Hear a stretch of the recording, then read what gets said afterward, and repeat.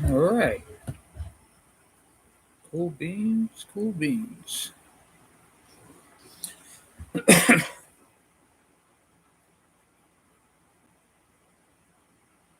for some people to come on. Come on.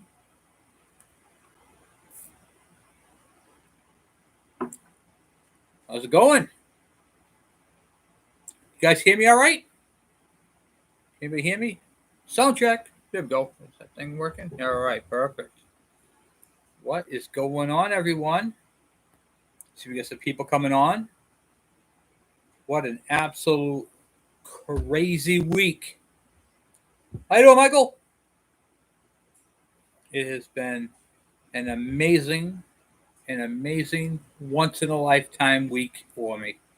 And I am over the moon, extremely blessed. And boy, have I got some stories to tell you guys. Frank, how are you? Oh, okay. Nice. Las Vegas. Beautiful. Lucky. Man, I'd love to go to Vegas. That'd be fun. I'm a Florida guy. I like Florida. That's kind of my go-to spot now. But we'll see. We'll see. You never know. You never know. Yep, hot. Very hot. I've been in the house during the day with the air conditioning, and at night I've been going out there messing with the bikes. It's been absolutely crazy. Crazy. The weather here has been very humid. Um, it's either really hot or raining. It's been nuts. Just yeah, gaga. So, what's everybody working on? What's everybody working on for projects? Anything cool this week? Anything crazy? My phone's been blowing up like mad. It's been nuts. It's been nuts. Well, since we're here, I'll start off. I have gotten back and I'm sure you guys have seen the video, my original first on the road motorcycle.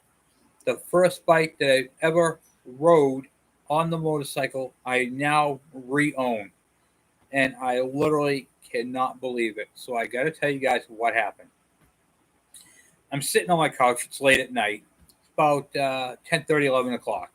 Nothing too crazy. So I have my phone in my hand, and my natural thing to do when everybody goes to sleep is to relax. I cut back and I go on Marketplace and I see what's on Marketplace. And if nothing, then I put my phone down. I go on the computer and go check out, see what's on Craigslist.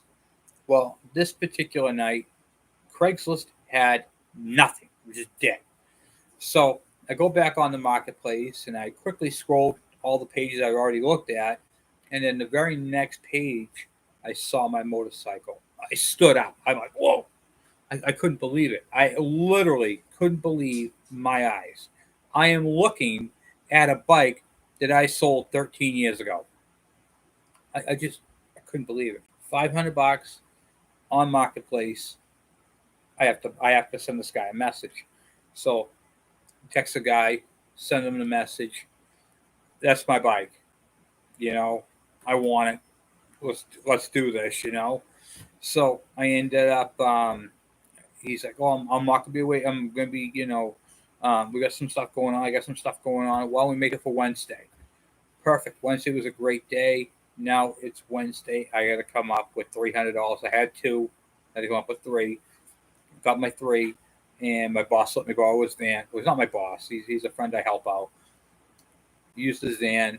Went down, and it was only 40 minutes away. Went down, picked up the bike, and brought the bike back. When I tell you, I I couldn't believe my eyes when I saw it. It literally is exactly, with the exception of the rack and the seat, is exactly the way it was when I sold it. So on the back of the bike, you'll see these two Honda pegs. They're up. You'll see the bottom pegs, and then there's a peg up higher. I put those pegs on the bike for my son Michael. He was 7 years old at the time. I used to take him back and forth to the bus stop and put those pegs down. He'd sit on there, and everybody kept asking themselves, "Well, why are there two sets of pegs on this bike?" That's why. And I'm not taking them off. They're going to stay on there in case I want to take my little guy Andrew with me.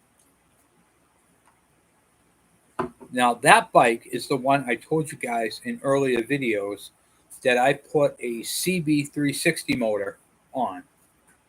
So let me tell you guys this. I used to buy bikes. I used to buy them up, $200-300 at whack. Boom, boom, boom, boom, boom. Buy all the bikes.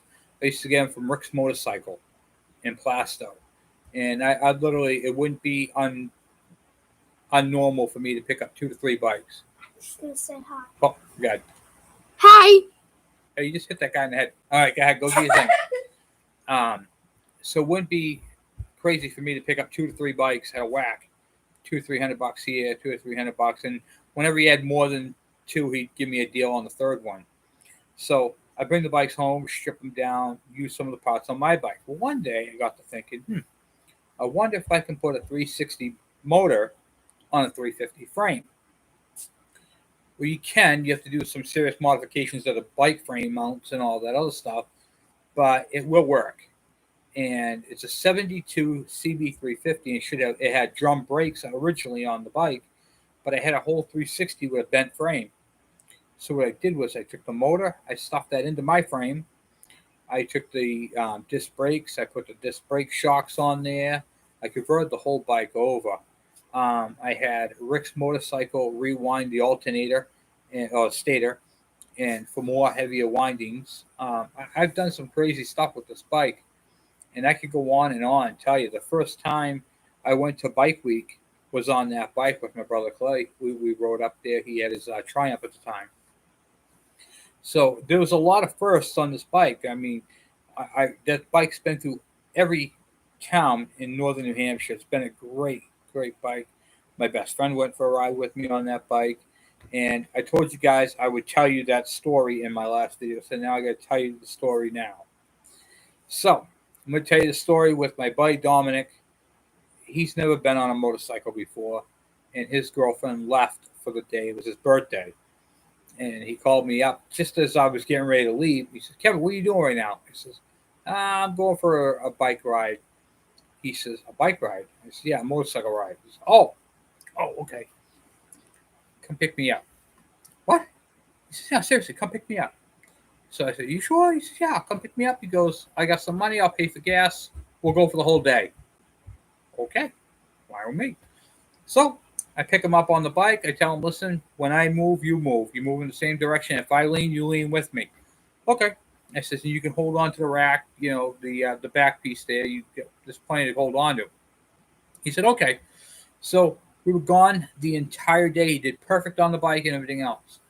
So we get going up to the Canadian border. We're heading up that way at this point because we have literally been all over New Hampshire at this point. So now we're heading up towards the Canadian border. Whole bunch of motorcycles, vroom, vroom, coming by, and they're doing the hand thing. So anyway, it hits them.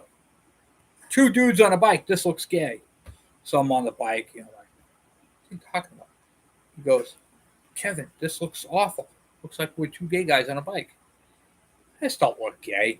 So I perk up on the handlebars. So the handlebars are right by my chest. And the next group of bikers that go by, I'm like that to him. I go, now that was gay. And he's like, oh my God, they're going to turn around and kick our ass. No, they don't care. They're just being everybody, So I was just going along with it, Thought it was funny. So I wanted to share that story with you. And now I'm going to share the little story at the gas station with the young girl. So there's a young girl working behind the counter at this gas station at Berubis. We had to stop and get fuel and something to eat. It's a sub shop. So I had my sunglasses on. I didn't wear a helmet the whole day. I had my sunglasses on. And when you wear sunglasses and you've been riding for long periods of time, your eyes get bloodshot. I took my glasses off, and I kid you not, that girl, she jumped back a couple of feet. I mean, I must have looked like Satan to her, And, I looked at Dominic. I go, what's wrong with my eyes? He said, oh, my God, dude, your eyes are red. My eyes are as red as the subscribe button. So if you haven't had a chance to hit that subscribe button and the bell icon. But for everybody else who has, seriously, this girl literally jumped back. And she had me petrified. I stopped what I was doing. I ran to the bathroom because they had a mirror in there. But, man, I'll tell you, that was a fun story. That was a fun time. I had a lot of fun on this bike. When I first found out I was having my first child, Michael, I was so excited. I had to go for a ride and vent and just let out some steam. So I took that bike. When I got my permit, it was on that bike. When I got my license, it was on that bike. That bike has been with me through pretty much every aspect of my life, except for the last 13 years. So having it back is a blessing. So I'm going to stop talking about that. I got some cool stuff to talk to you guys about. I'm going to be doing a electrical video by request by a lot of subscribers who don't understand the magneto, and it's going to be a really big comprehensive video within the next couple days of how it works, because I don't think that people are understanding replace the point and condenser. They think that's just a part of the bike. They don't realize the action for what it is, you know. So I'm gonna be doing some really intense video on that, and it's gonna be really a really good one. I figured out how I'm gonna do it, how I'm gonna explain it, and all that type of stuff. And I'm gonna show you guys some stuff when you take a flywheel off with a hammer, what it does to the magnets and why not to do it. I'm gonna show you guys a lot of what not to do and a lot of what to do and what you need. So there's gonna be a lot of that coming up. We are working on Robert's bike right now. Robert's bike is on the chopping block right now, or it's the lift, you know. And we're putting that back together. He's getting some new parts in for that, so I can get that thing together. Bike's actually in really nice shape. So it's a DT400, and it's quite a bike. He's going to have a lot of fun on this bike. The DT400 is one of those big, heavy dirt bikes. I mean, it's just a beast. It's got a ton of torque, and it'll bring that front end right up. It's awesome. I have that video on how to convert Frank from points to CDI. I have that on a few bikes, a few videos of how to convert and what you need. But yeah, this bike right here is going to be the video that's going to be for the ignition is points, because most of the bikes prior to '96 are all points. What's going on? How are you? Nice. You have to send some pictures to the email, handymotorman76 at Gmail. That'd be a cool bike to see. I'd like to see that. Yeah, the CDI, I have that on my KE100, my KM, my KD. I even converted one to fit my KV75, which I think is the only one in existence with CDI. All my bikes are CDI, with the exception of the MT1, which I'm thinking about selling, the 72 MT1. That is a complete bike, non-restored, but it's complete. So that's going to be quite going. That one's points, but everything else is CDI. Only because the reason why everybody's like, Kevin, why, if you like points so much, why is everything CDI? It'd be too costly for me to buy tune-up kits for every other year for all my bikes. You're talking over 20 bikes to buy points for, when I can convert them all to CDI, and then I'm just replacing spark plugs in them all. And most of them take the same spark plug, so I could buy a couple of boxes of the B80S and the B7HS, and then have, you know, plug, and done. You know, check the air filters, change the oils, you know, that sort of thing. I try to make it so that I can own these bikes and have a lot of the parts interchangeable, which makes it really nice and convenient too. I get asked a lot of questions about, Kevin, will you sell me one of your CDI kits? I don't sell my CDI kits or my flywheels. They are becoming very, very rare to find, very hard. They do pop up on eBay, but very, very rarely. So I try to keep what I have, because I use that type of stuff for builds. and that allows me to make the content for the video. So I don't get rid of stuff like that. Carburetors, I don't get rid of carburetors. I don't get rid of CDIs. I don't get rid of cylinders or pistons, or even crankshafts for that matter. Things that are becoming harder and harder to find. I do videos with them, so I can't, because without the parts, I can't make the content, and without the content, you guys won't know what to get for yours.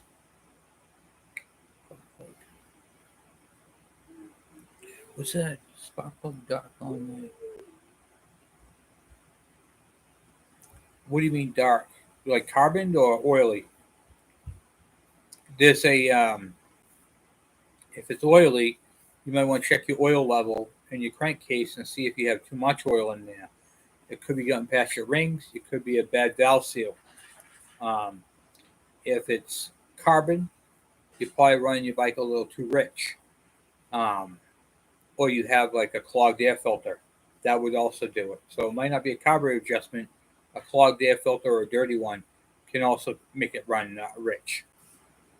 And what rich means is getting too much fuel. So what happens is when you block off the air supply going into the motor and you're sucking in more fuel, that's a rich condition. It's not, they're not equalized. They're not where they're supposed to be. Okay, yeah, so that's what you want. You want to check your air filter on that and check it, check that first, see how it goes. You have to do the process of elimination to find out why is it getting more fuel than air. It could be a simple adjustment, or it could be something as a dirty air filter, or a clogged air box, or something on those lines. Or I've also had a couple of bikes where I had the pull choke, and you pull the choke up all the way, but it really wasn't all the way up. There was actually a little bit more, and what ended up happening was it would be running on partial choke. That right there would cause it to run rich as well. So there's another avenue you can check. Make sure your choke function is proper. Also, too, I want to talk to you guys about books. Always get the repair manual. It's very, very important to get the repair manual. It's extremely important to get a repair manual because they have all. I get people, Kevin, do you have a schematic for the electrical? I get that a lot. It's in the back of the book, but there are different versions of your bike. So when you say a KE100, there's like 5 different wiring harnesses that go with that bike. So always grab your book. My 1974 Honda XL250 doesn't use a battery. Only one light on the mag, and it's set up like a vintage flat tracker. Can it be converted to CDI? So that bike right there is running a what do you call it? A points ignition. 1974 should be points. I'm sure Honda would have a. I'm sure there's a what do you call it? A conversion kit for that. If not, they're easy enough to make. So if you couldn't find one, you'll have to send me pictures of it. There's different companies that will make them. So that one that for my Honda, which I actually have right there in my living room, which is my little guy there, which is a Z50 Honda. Yeah, I got a bike in my living room. Don't judge me. What do you call it there? The OHTC company made the CDI for that, so it was pretty good. Yeah, it was good, very good quality. I hope that they continue making products because they are the original and they do make a very good CDI.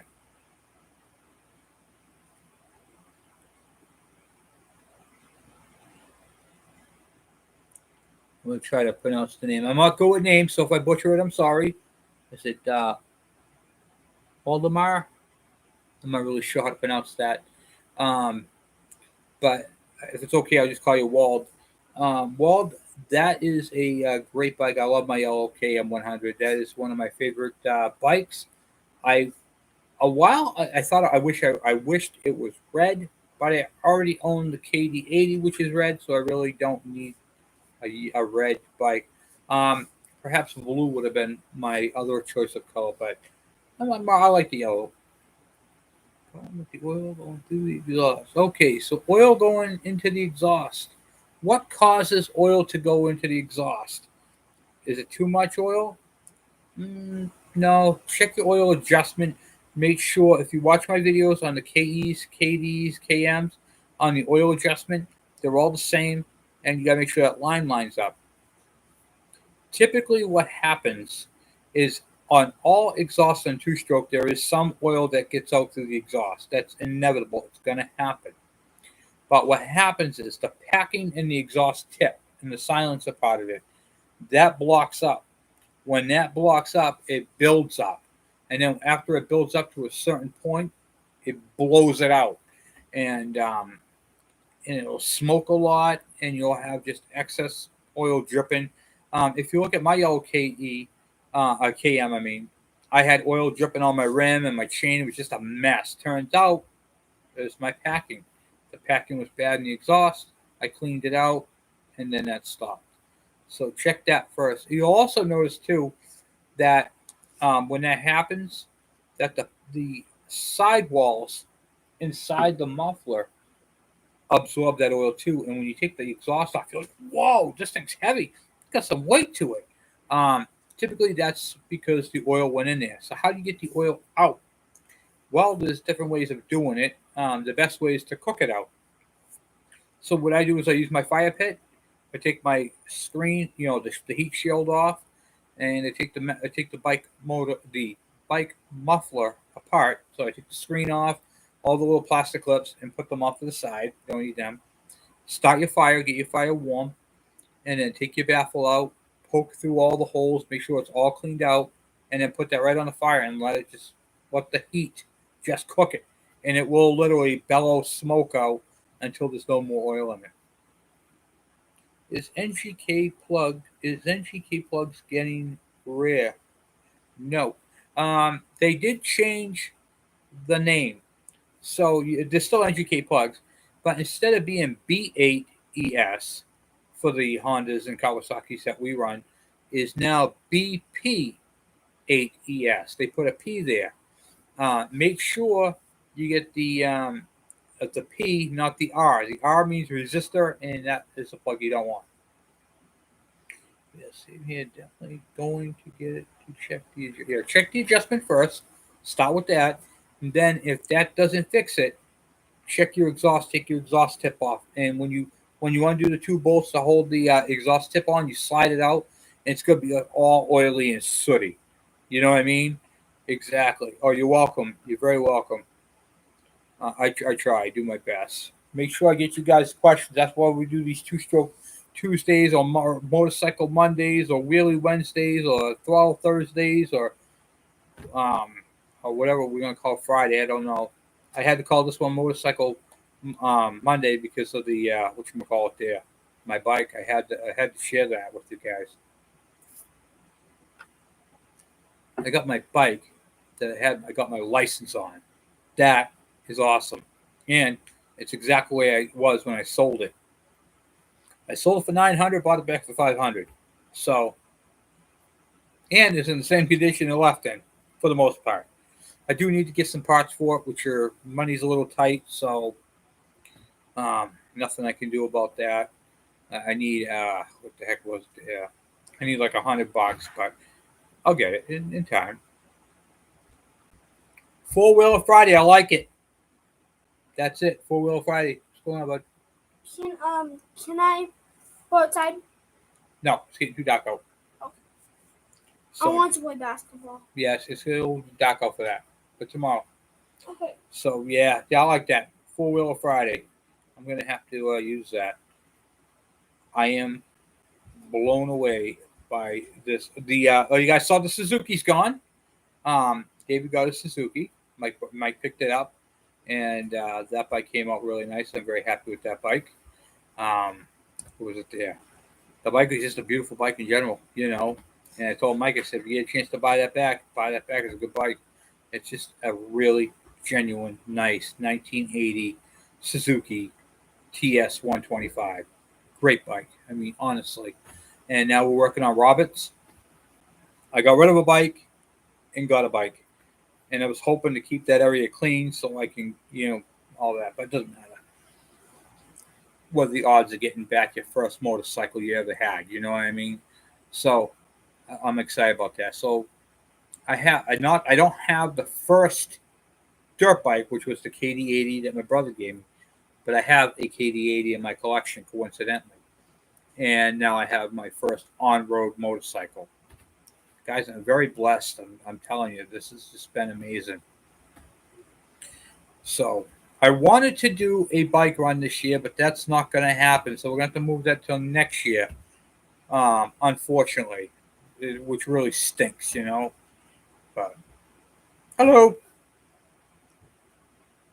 I don't know how to pronounce that. Flan. I'm a really. Guys, I apologize about names. I'm not good with names unless they're regular basic names. I'm just not a good name. I would butcher my own. In fact, I went to Sanders Village this weekend, and my thing. Hold on one second. Let me just go grab it for you. I'll show you what I'm talking about.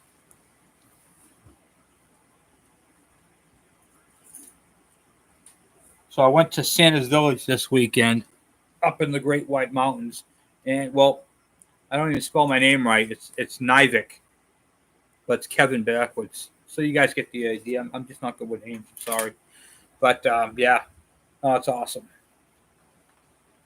How far are you going to restore your CB? Run. I'm not. That is staying with the patina that it's got. Um, that's how I used to get my bikes and ride my bikes. I used to ride them raw, and that bike can't really be restored because there's really nothing original about it. I converted everything over on that bike, so it went from drum brakes to CD to disc brakes.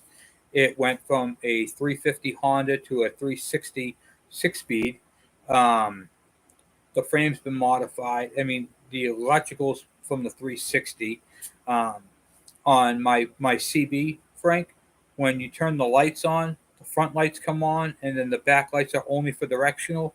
Not on my bike. I took two front directionals, put them in the back, and now all four lights come on, and then they blink as directionals as they would like in a car.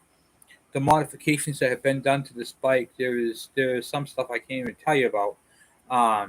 And one of them that I can tell you about is I did have the stator rewound with heavier windings for more power output. Um, There's a lot behind that bike. Those carburetors that are on there were tricked out.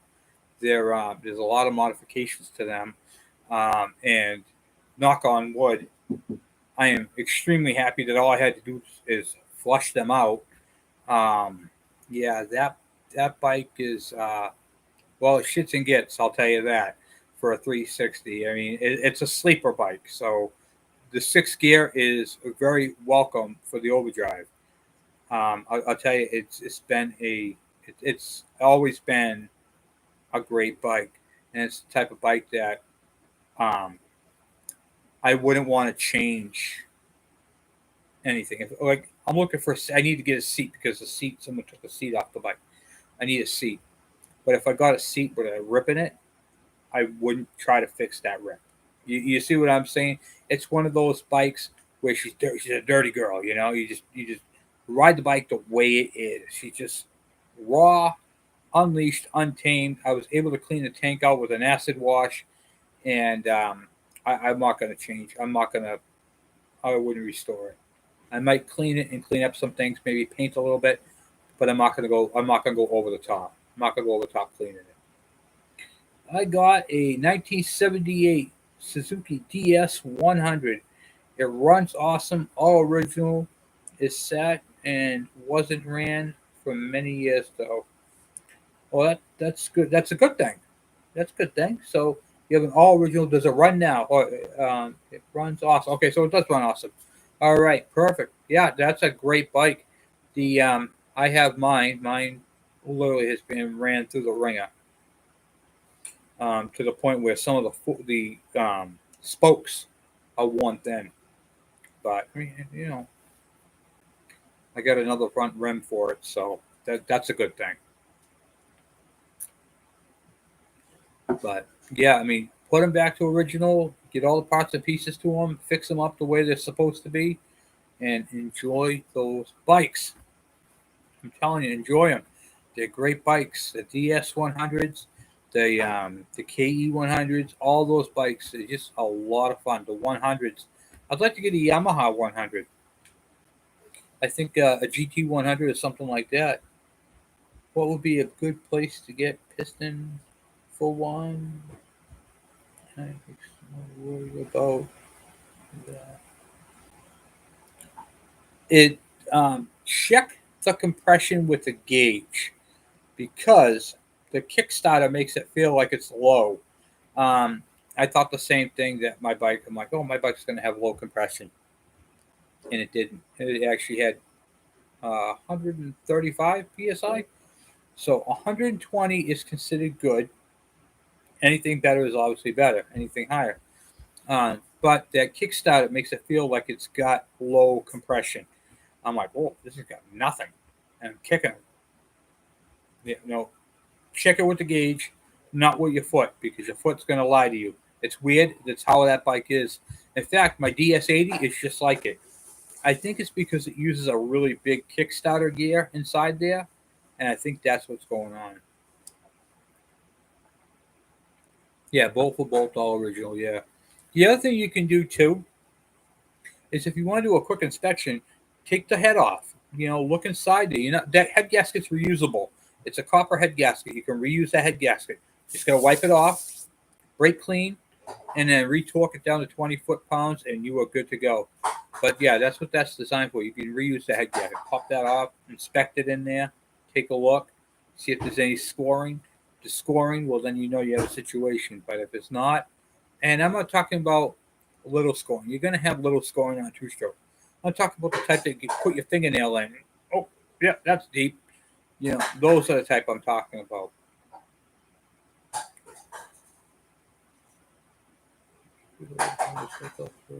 Yes, that bike is not going anywhere. I will keep that until I didn't want to get rid of it in the first place. The only reason why I got rid of it is because I moved from the White Mountains of New Hampshire back down here, and at the time I was a single dad raising kids on my own, and I really needed the money, and I had more than enough vehicles. I had my truck, which is an F-250. I had my van, my Aerostar. I had my wagon, the Ford Taurus, and I had my motorcycle. And I didn't have a place of my own. I actually moved in with my cousin to get on my feet, and then where I'm at today. But at the time, I wasn't working. I moved down here without a job. It was, the apartment building I was living in was just really, really, run down. Had a lot of stuff going on then. So I was able to pick yourself up by the bootstraps, if you will. But to get this bike back means an extreme lot to me because I didn't want to get rid of it in the first place. How about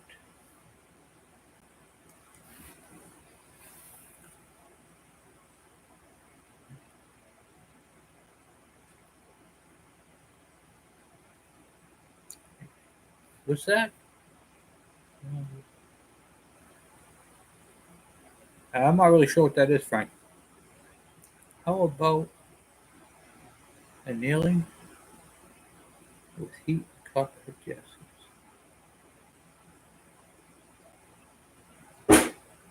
No, I never even used that.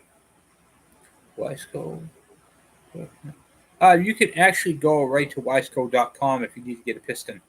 That's what do you call it? A great place to get look up your application, and remember to use your exact application because different year makes and models could have a slightly different offset and slightly different parts in your piston.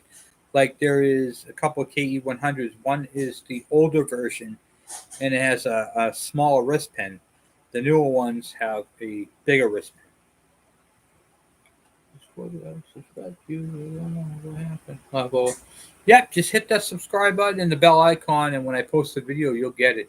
I'll give you guys an update of what's going on with the subscribers because I have what do you call it? Let's see here. Hold on a second. Boom, boom, boom. We're growing, guys. We are growing. As of right now, I'm at 6,519 subscribers. And the views, let me get to that. Hold on.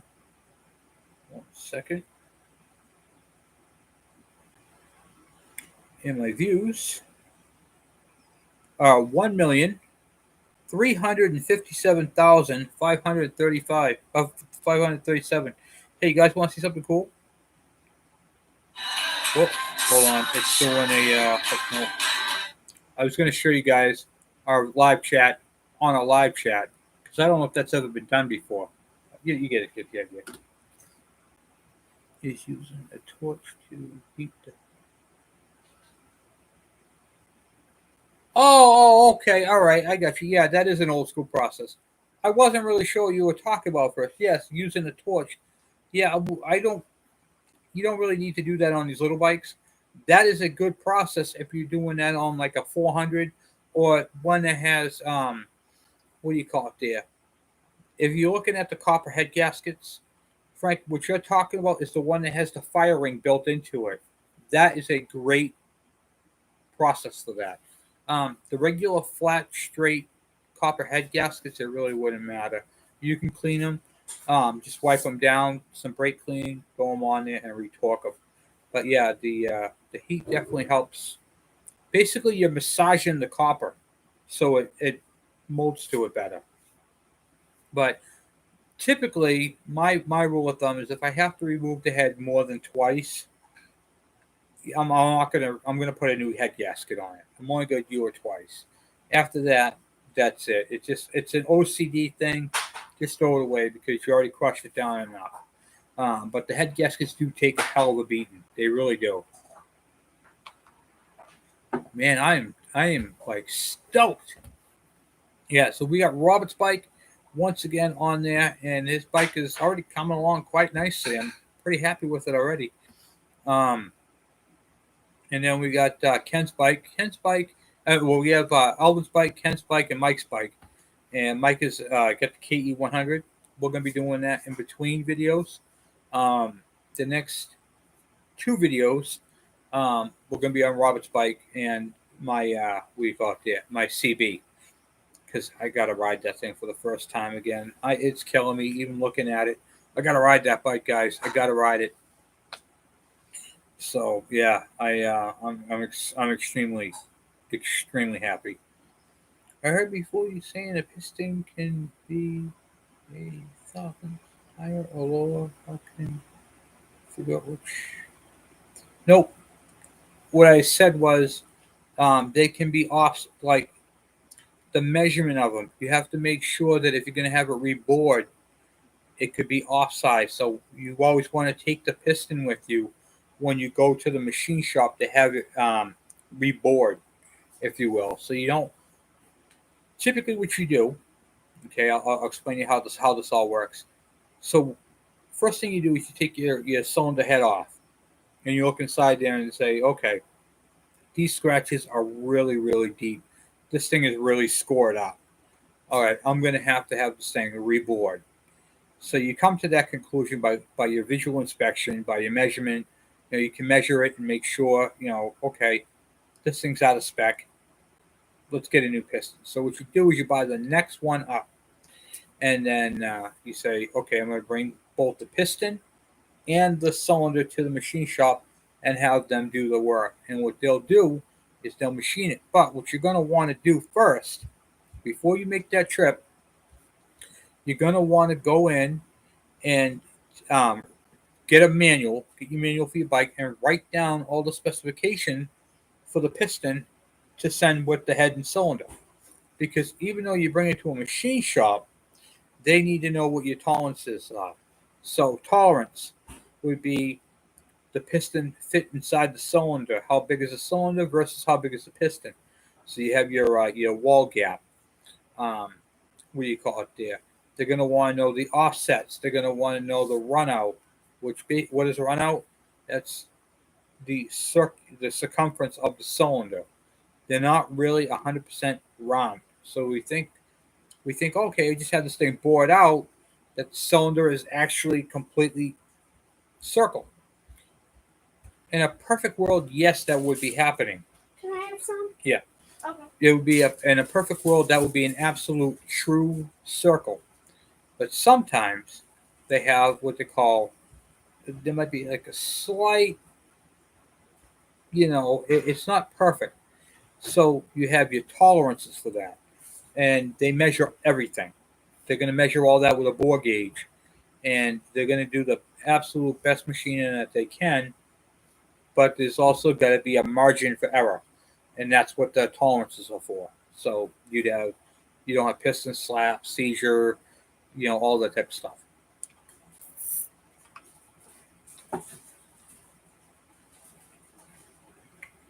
Always buy a manual. The manual for your bike is your guidance. It's the Bible for that bike. It is they're cheap. You can buy a book for your bike between 15 and $35, and you can get them right on eBay. And sometimes you can even get a used book. They are the best thing that you can have. That's going to talk to you about your adjustments, your specifications, what your bike should be acting like and what it shouldn't be acting like. It's going to give you literally a step-by-step procedure on how to take it apart, how to put it back together again. It is extremely an important piece. Will I be able to just bring the piston itself? No. You could bring the piston down there, and they're going to give you a basic run out on it. The problem is with that, when you don't have the specifications, is the machine shop is going into it blind. When he's setting up the machine, he doesn't know any of the tolerances. So he's basically grabbing the handle of the machine, getting ready to bore it out, and he's going to go. He has no idea because he doesn't have the information to input into the computer. So he's going to set the tool up for what the piston says, he's going to measure it. He's going to give it maybe a couple thousandths over. But if your bike requires more, you're going to miss out. You're going to miss out on a whole lot. So you got to make sure you have all the information. It's very, very important. Very important. Missing information can really, really hurt you in the long run.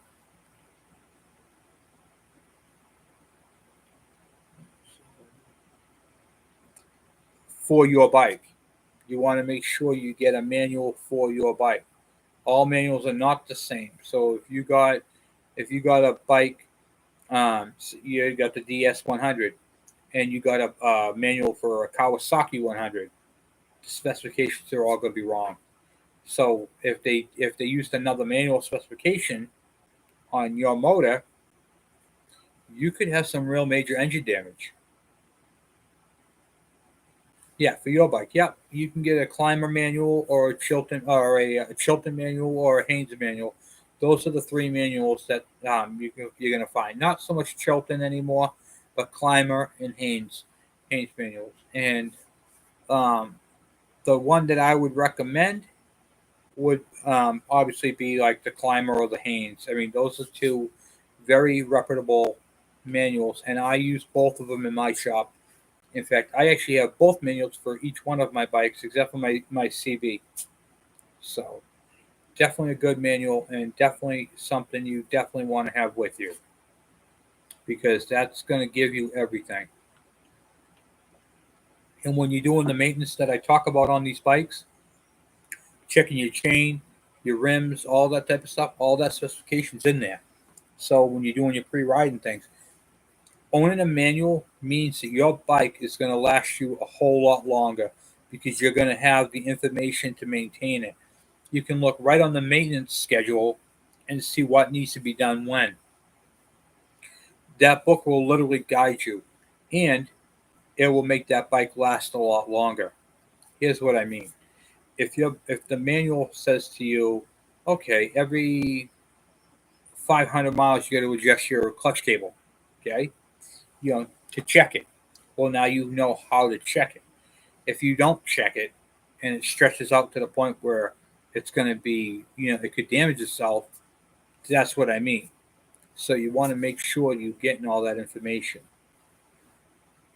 Would a Suzuki DS-100 service manual be correct thing? If you have a Suzuki DS-100 manual, yeah. Yep. Your service manual is what you want. The service manual is going to tell you what all your piston rings. The owner's manual is a totally different thing. The owner's manual will tell you how to adjust things, but it won't give you all the specifications. You want the service manual. Always buy the service manual. It's extremely important to have, especially when you're setting up a bike. So make sure you get that. Yep. Perfect. And I'll tell you, keep it in a nice, safe, dry place, and that right there will be your go-to. When you have a problem with your bike, that book will point you in a direction. You just look right onto the table of contents, and whatever. If you have a fuel system problem, look up under fuel system, and there it will be. Yeah, there is a big difference, but these bikes don't need that type of. You don't need a factory manual. You can get away with a climber or a Haynes manual. I mean, either one of those are going to be perfect. If you can get your hands on a factory manual, well, that would be the ultimate manual to get. But they also come at a cost. You could be paying a lot of money for something you're not going to be using a lot of. They even have the carb.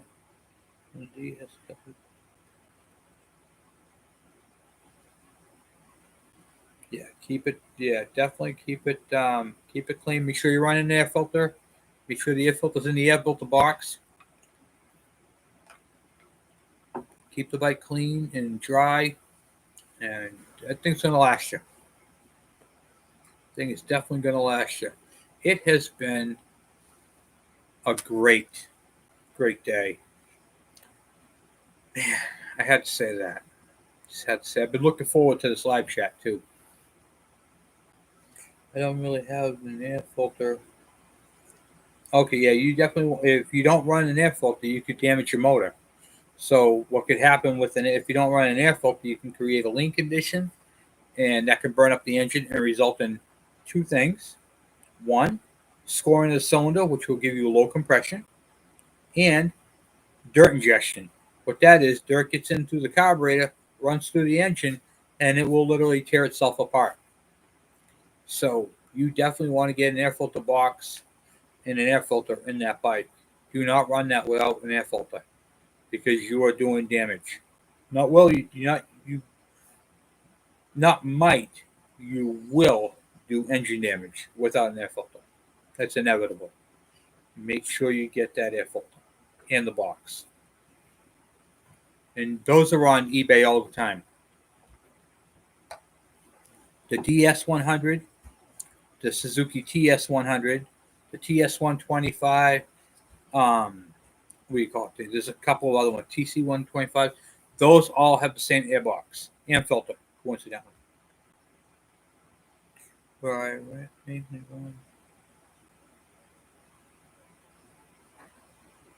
That doesn't matter. Any dirt that gets picked up, any sand, anything, air, any bugs, all that stuff, whatever that thing sucks in, because it's sucking. I mean, the minute you stop that engine, that carburetor is just sucking air in. And anything that's in the air, could be bees, could be sand, could be dirt, could be mud, could be whatever you're on, will go through that carburetor and destroy it. And not to mention, the jet that's in that carburetor is set up to be ran with an air filter. So if you're running the bike without an air filter, it doesn't matter what the conditions are outside, you're running it lean, and that could give you low compression and a potential damaged engine. So if you've been running it without an air filter and you're thinking your compression's low, it probably is at this point. So you really want to do an inspection. And then what I would say at this point, take the exhaust off and look in the exhaust port and see if you can see the skirts of the piston, because it's probably going to be damaged. And if it is, you might have damage in your bearings, your crank bearings and all that. So you got to really make sure these bikes need the air filter. It's a must-have.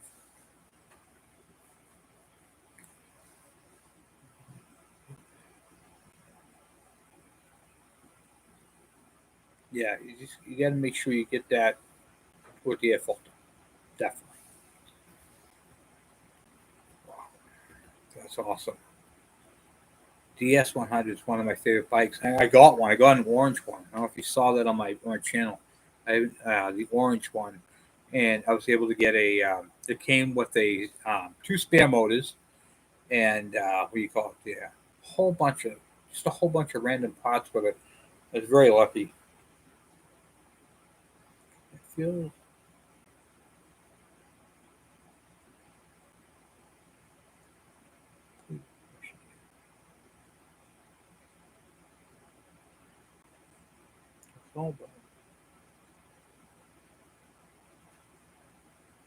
yeah, yeah. That's a sad thing when you get a bike that wasn't really maintained, and then you get a bike that wasn't maintained, and now what you're after is trying to get the bike back to its condition, where where the bike is runnable.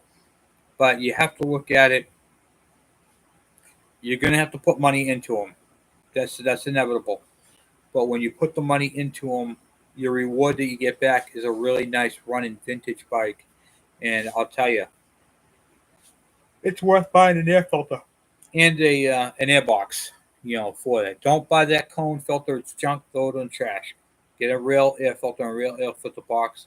It's held in with 2 screws underneath the seat and the bellows. So yeah. Funny thing is,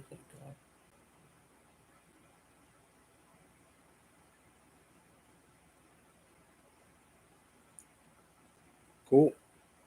Well, yeah. I mean, it didn't have anything. Cool. At least you got it up and running. Now make it right. Get the thing running correctly. Get it running in the way it's supposed to run, and you should be good to go. You're gonna be good. You're gonna have a lot of fun on that DS, but you're gonna have a lot of downtime with it if you don't fix the problems with it. So take care of the problems now while you can, and then you'll be able to have that bike for a long time because it will last. Those are good bikes. And my videos on Dave's, if you look at on my videos, David's TS-125, those videos work on the DS-100. It's the same bike.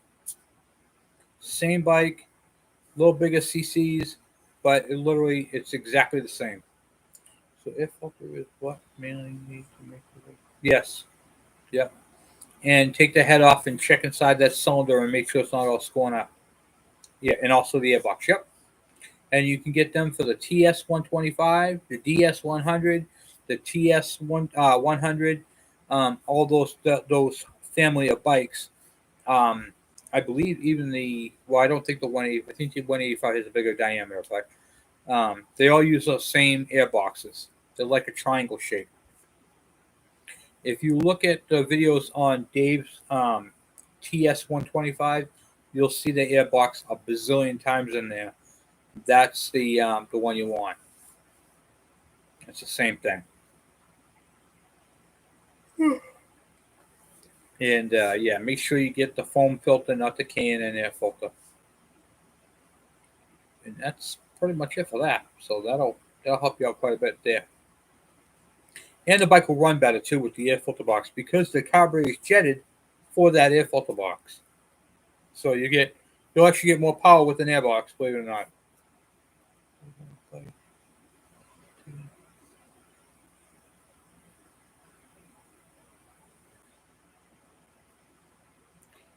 I don't know.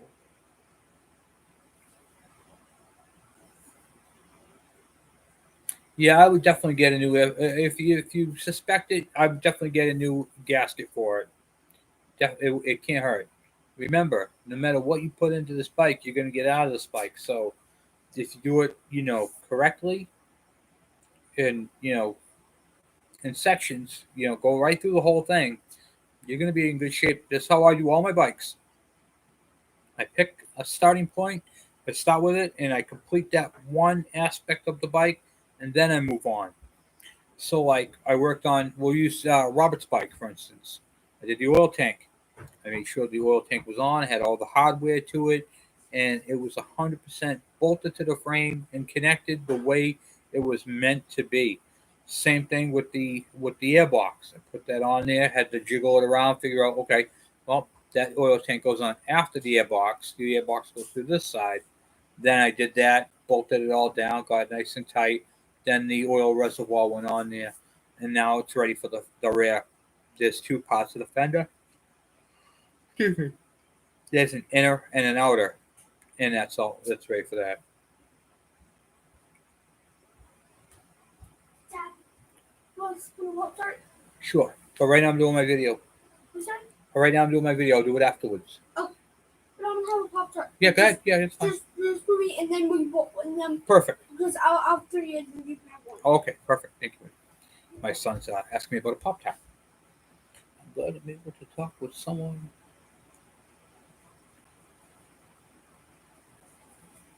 Hey, anytime. I love talking bike. I do have an Instagram. See if I can get over that. I also have Facebook too. So you can hit me up on either one of those. And let's see. Boom. I don't know. It's Kevin Bergeron. So I'm trying to find my. Yeah, Kevin Bergeron in my. I don't know if you can see that now because it's bright. But let me see if I can turn down the brightness on it. Hold on 1 second.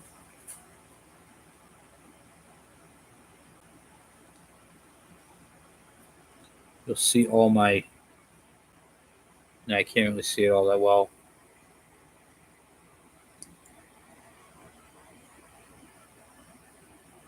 Backwards, but Kevin Bergeron.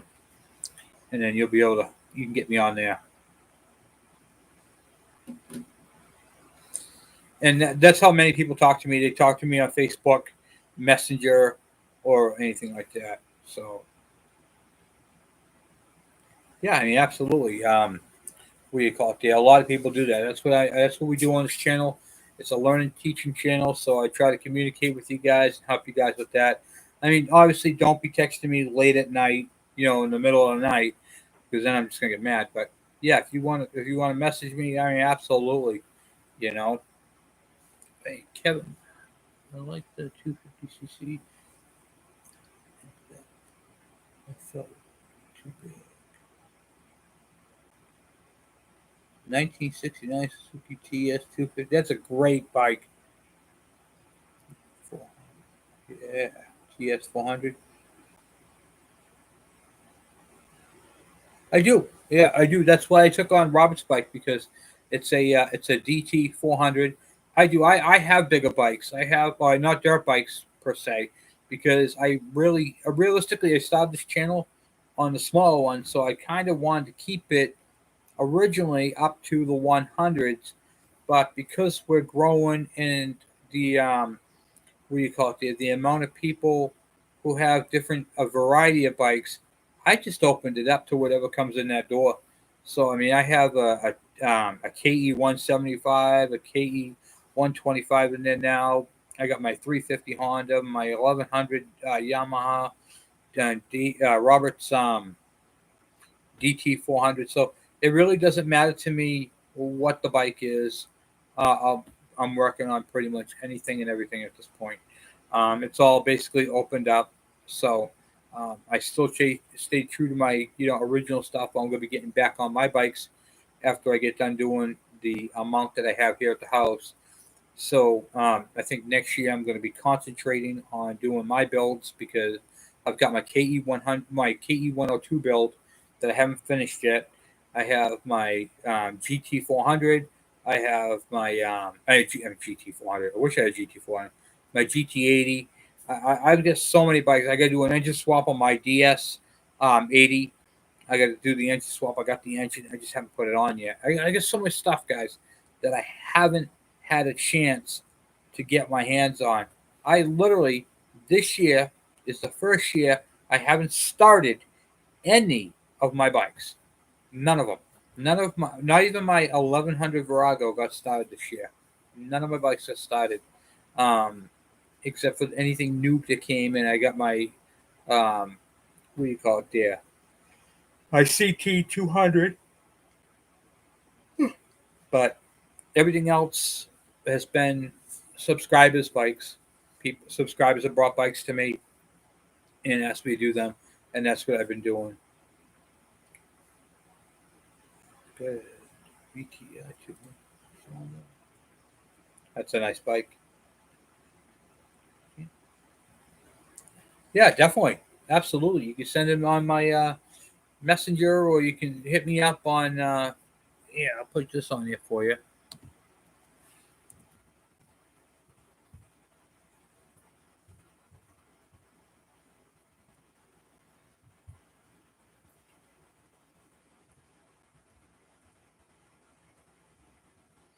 There you go.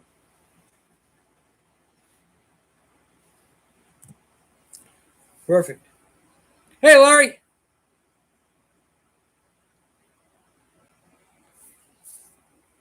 Yeah, it's been a great, Larry. I'm sure you saw the well, yeah, you commented on my what do you call it there, CB. I am extremely happy with that bike. Oh, I'm so glad to have that back, Larry. My baby. That's the bike that started it all.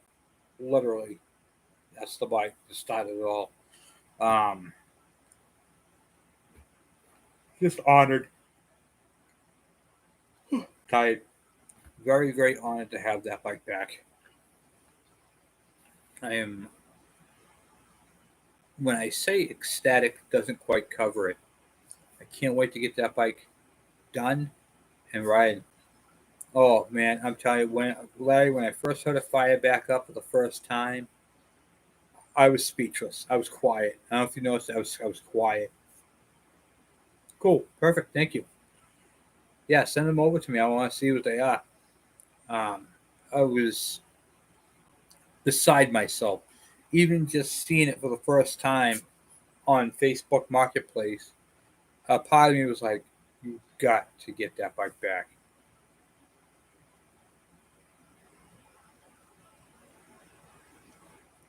Awesome. Both bikes run great. Yes, those the what do you call it there? You got yourself some good metal. If you get a chance to get that bike back, I would. That is a beautiful bike. That's a beautiful bike. I'm telling you, I that KE 100. That thing is pristine, and the blue Suzuki TS 125. Oh, it was an honor working on it. It really was. I was very happy with the output, with the outcome of that. Just like I said, don't let them sit. Ride them. That's the other thing too. Don't let your bike sit. Ride them. Um, man, I'm telling you, I got to tell you guys this: the CB 350 they have with the 360 motor on it has sat for so long that when I looked in the tank, I saw that the varnish on the bottom was cracked. I thought there was a crack in the tank. It turns out that it was a crack in the varnish. When I acid washed the tank and got all the rust out of it, it came, all the rust came back out of it. There's no leaks. Thank God. Knock on wood. I cleaned up the petcock, put that back on, and now we're going to be we're looking for a tank, not a tank, a seat. I'm what do you call it? There, seat, a tank mount, a tank fuel cap gasket, a battery, and that bike is back on the road, and I'm over the moon about it. It was a huge part of my life. I got my permit on that bike, my license on that bike. Um, That's the first modified bike I ever built. I built that bike with my own two hands. That's what got me into bikes was Hondas. Um, at Rick's Motorcycle, like I said, Larry, I used to buy a bunch of these bikes, and that bike right there is a collaboration of at least 6 bikes and modified to the brim. Yeah, the varnish has turned to varnish. It was so thick. you could just peel it up. It was terrible. But the acid that I used in the tank, it just ate it all up, and the whole it came back to the way it was when I left it. It always had stains in it, so I was expecting. I wasn't expecting it to come back, pristine, if you will. But all the rust is gone. So yes, it was. It was a very great bike. I was when I saw it on Facebook, my heart dropped. It just dropped. I was like, I got to get this bike back, and it was getting late, and I when you see in a movie the girl gets the first kiss and her leg goes up, or you see that woman who sees something on video and it gets her up off the couch. Well, that's what happened to me. I had that moment. I had that moment where, I was scrolling through Facebook and I saw my bike and I stood up off the couch. I was over there resting, and it literally got me up off the couch. I'm looking at my phone going, I don't believe what I'm seeing. I'm like, and then you go to that thing, that can't be my bike. And then you're blowing up the pictures on it and you're going, that is my bike. That is it, you know? And I recognized the exhaust. I recognized the pegs. I recognized everything on the bike. And I'm like, that's my bike. And then you scrolling through the pictures and you see that dent in the fuel tank that you put there by accident. That made you so angry. And because the tank didn't have a dent in it, but you put that dent in there, And then I saw my AutoZone, what do you call it there, choke. And I was, the pegs I put on there for my son, I'm like, that's my bike, And then the other night, um, I lost the key to the bike already. I put the key down, it had fallen, and I lost it. I'm like, that's okay. I don't need that key. I've got my other key. So I went in my room, grabbed my keys, got my thing out, bumped it, click, yep, there it is. Got my bike back. And then I found the other key. But now I have my second key to the bike. But I remember when I bought that key, it was at Shoe City Hardware in Haverhill. And I'm like, man, I only have one key to this bike. I should buy a spare. And I did.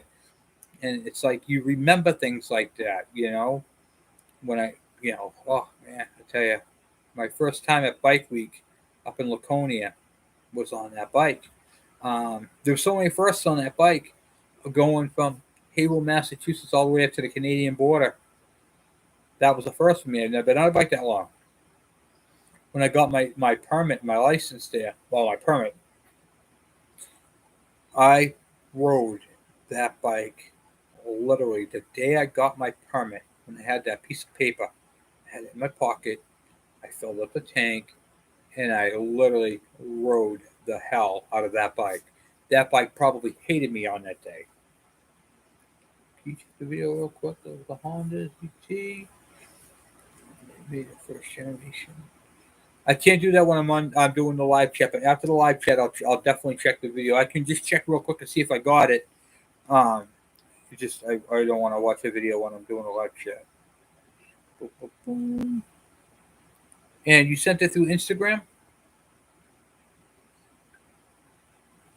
Okay, yeah, I'm following you back. I don't see a video though. Yeah, I don't know how you sent it didn't come up on my Instagram. I did follow you back though.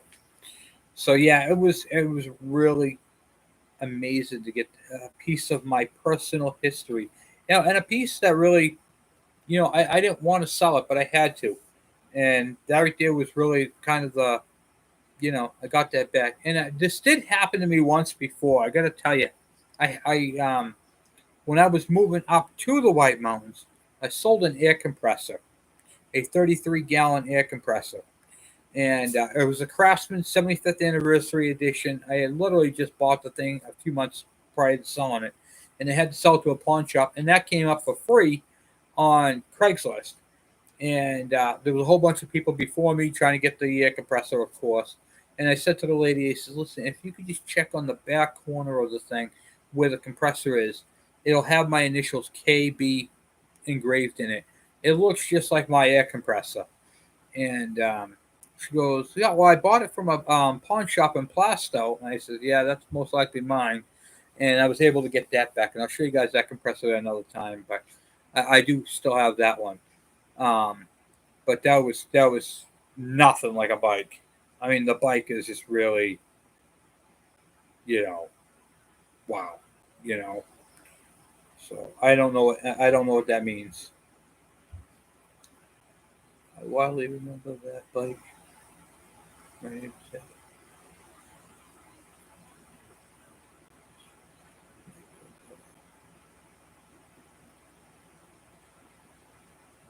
Yeah, yeah, they were great bikes.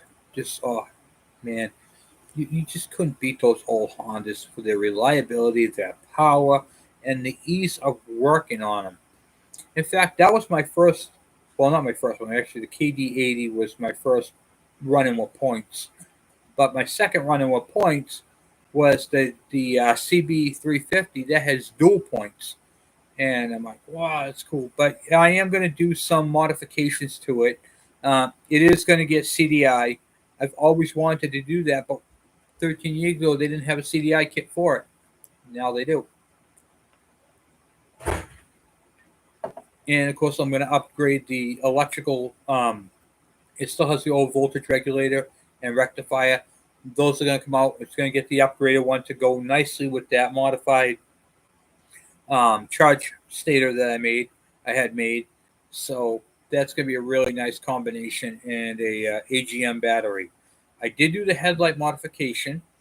So one of the things I did to the bike is if you look at my some of my videos when I did a headlight modification, I made them so you could put the twist bulb in. Well, I did that to that headlight as well. So that headlight's been modified to accept a newer bulb, a newer style. Yeah. And I'm thinking about maybe putting some LED lighting in it. I think some LED lights would be, a nice complement to that. But man, I am just thrilled to death to have this thing back. I mean, when you get rid of something and it gets you, this this bike really got me, and it got me. It was like being reunited with an old friend. I mean, literally, um, it's just been amazing, having a piece of you back and having a YouTube channel where I share my skills and everything with the world. And I've told the story about this bike. I shared this bike, I'm like, oh, I did this with my 350 Honda, and it's just talk, blah blah blah blah blah. Now you guys get to see what I actually did and what I actually had. It's kind of like that guy, like, oh yeah, he's all talk crap. Nope, now I got my bike to back it up. you know, so that makes it a whole bunch nicer.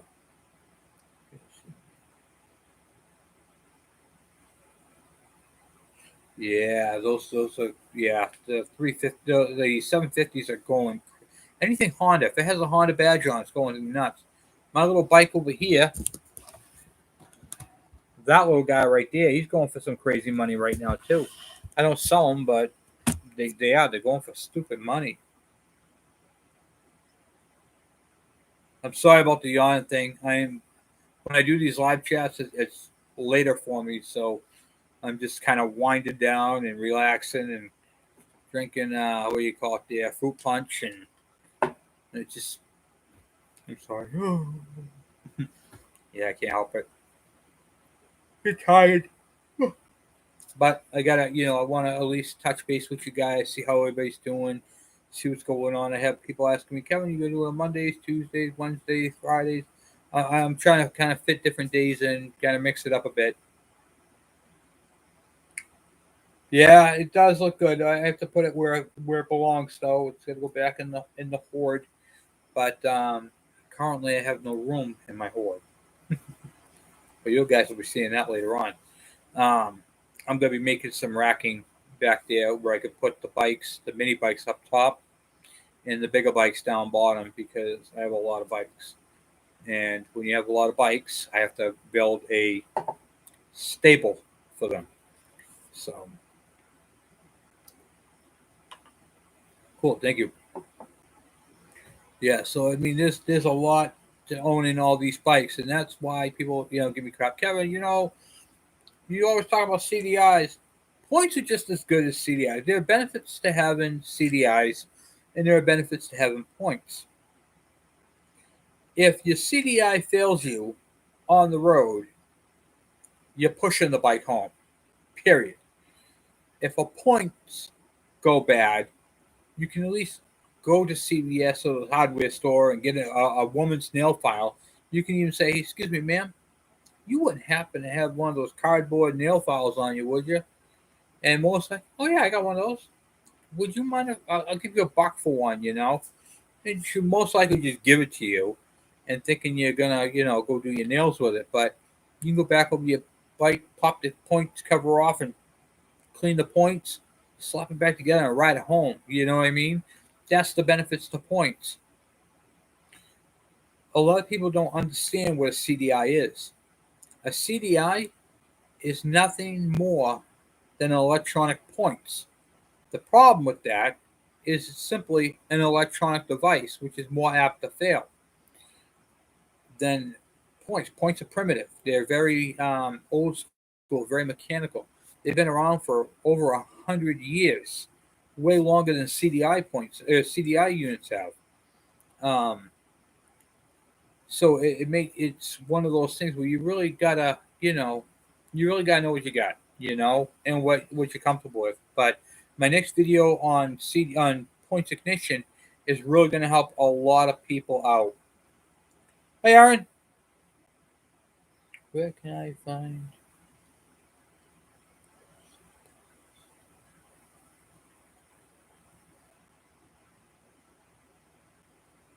What for $10? Well, then you're already ahead of the game. I'm gonna tell you this. You can go on eBay. You can go in the forums. There, what do you call it? There's plenty of parts out there. In fact, the GT80, the MX80, the GT50 share a lot of the same parts. Literally, most of the same parts. Depending upon what you need. The nice thing is the bike is not a crazy expensive bike. It is not the bottom of the barrel, but it's how do I put it? It's not a Honda. What I mean by that is that doesn't mean the bike is worth nothing. No, it's worth a lot of money. However, the bike is not on the desirable list like a Honda 50 or a Honda CT70. So the parts for this are a lot cheaper. You can pick up most of the stuff that you need on eBay or in the forums for a reasonable price. But keep in mind, reasonable price. Some people out there are trying to get stupid money for these parts because it's an 80. You know what I mean? So they compare it to like a Honda 80, which is no comparison to a Honda 80. The pricing on a Honda is ridiculous.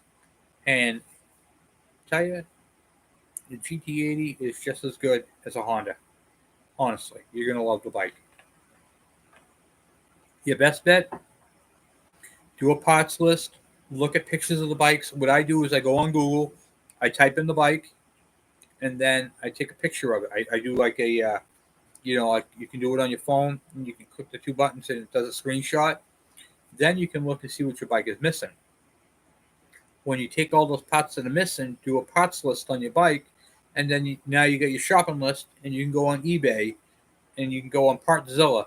If you go on partzilla.com, you can literally look up your motorcycle, the part schematic, the parts breakdown, all the parts and pieces with part numbers, and you can order it that way too if you want. Which way did you send the video? Did you send it for what do you call it there? Did you send it through Messenger or did you send it through email? So yeah, those are your avenues right there. And remember, if you can't find it under GT80, look under MX80 because they are brother and sister bikes. You want to make sure you go by the family. That right there is probably one of the most important things to know about any motorcycle.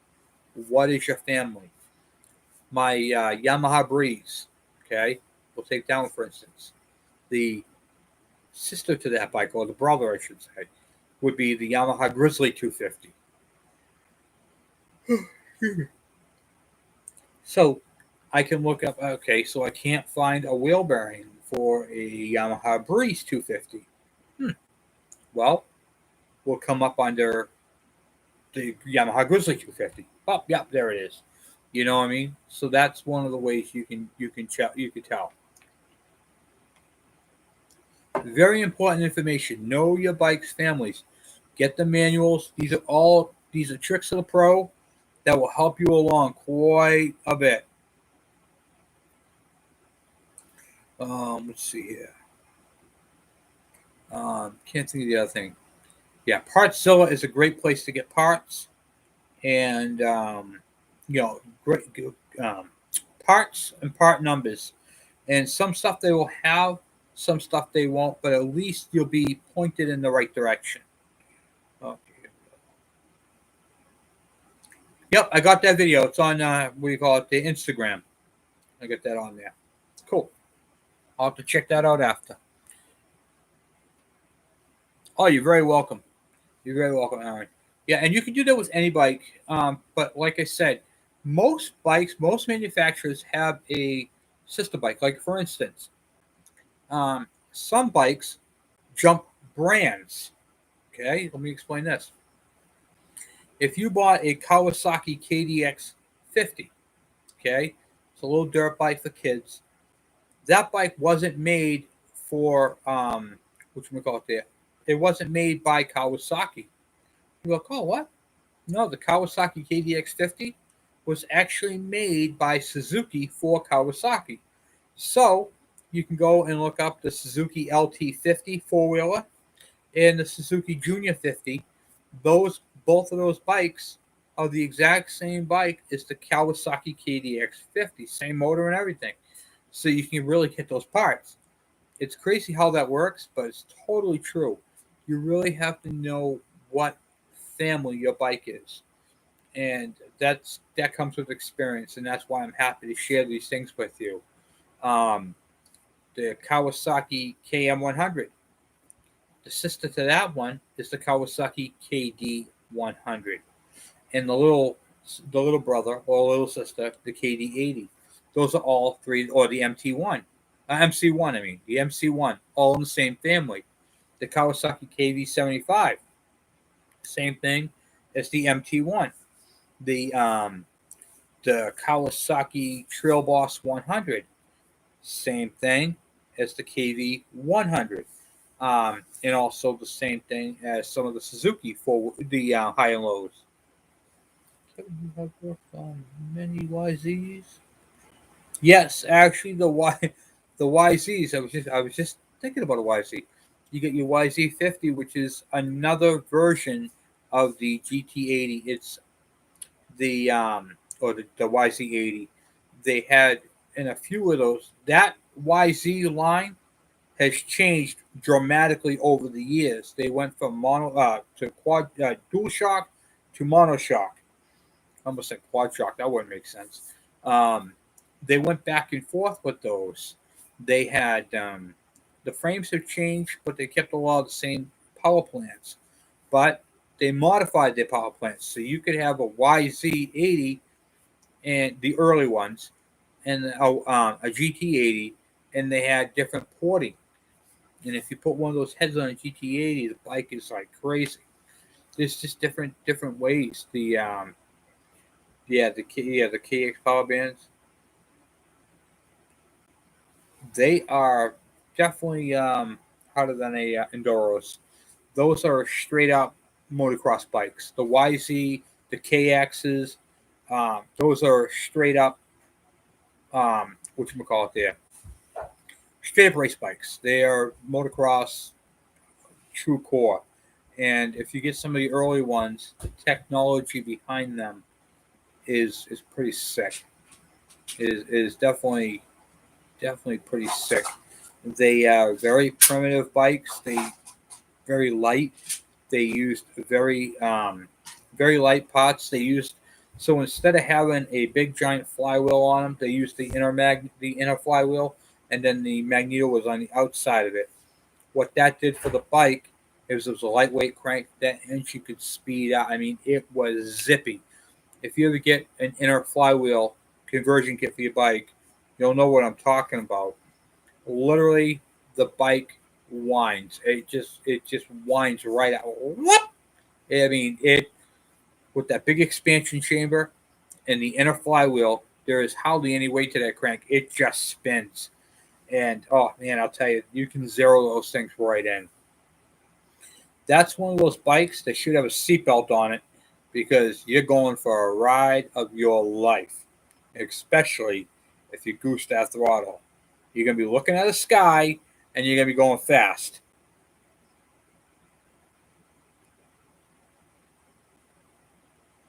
Reed valves.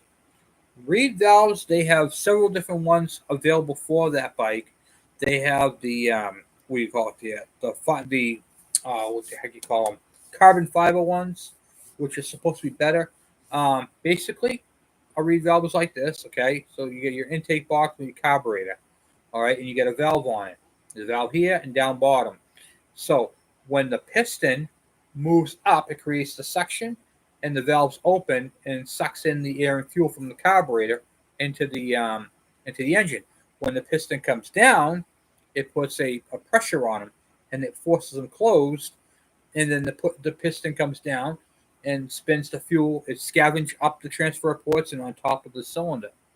Basically, the same way a rotary valve does, just that a rotary valve is timed to be open mechanically.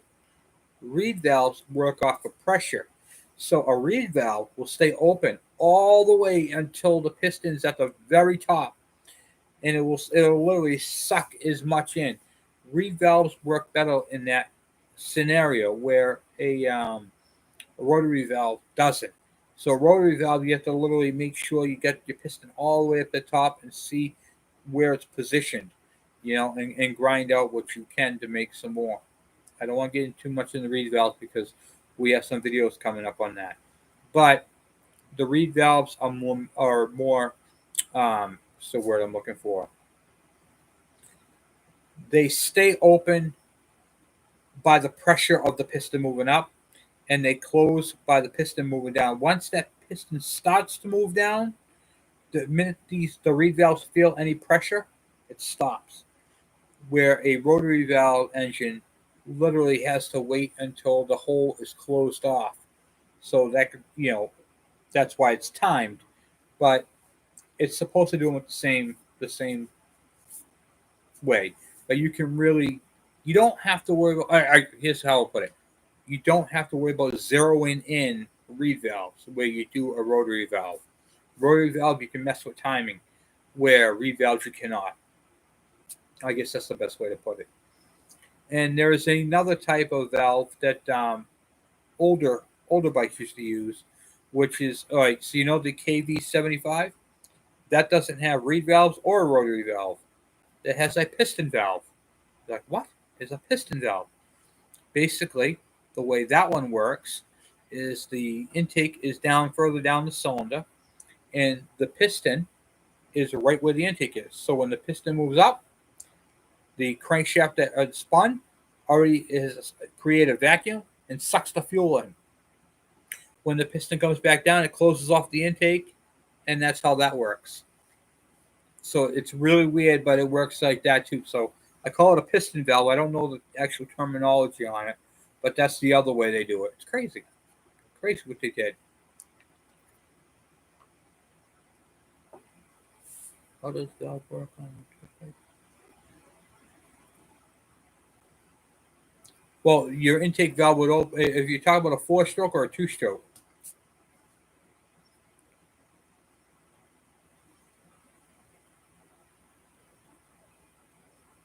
Yeah, yeah. The enduros are the way to go. I like the enduros, the on-off road. It gives you that ability to what do you call it? To enjoy both worlds. But guys, it is 9 o'clock. I'm gonna let you guys go for tonight. I want to say thank you guys for watching and hanging out with me. And we will do this next week. Next week will probably be on the 2-stroke Tuesday, but we'll be back next week and we will discuss more. We're going to be doing some videos this week, And one of the videos I'm going to be doing this week is that ignition video where I want you guys to take, really watch the video.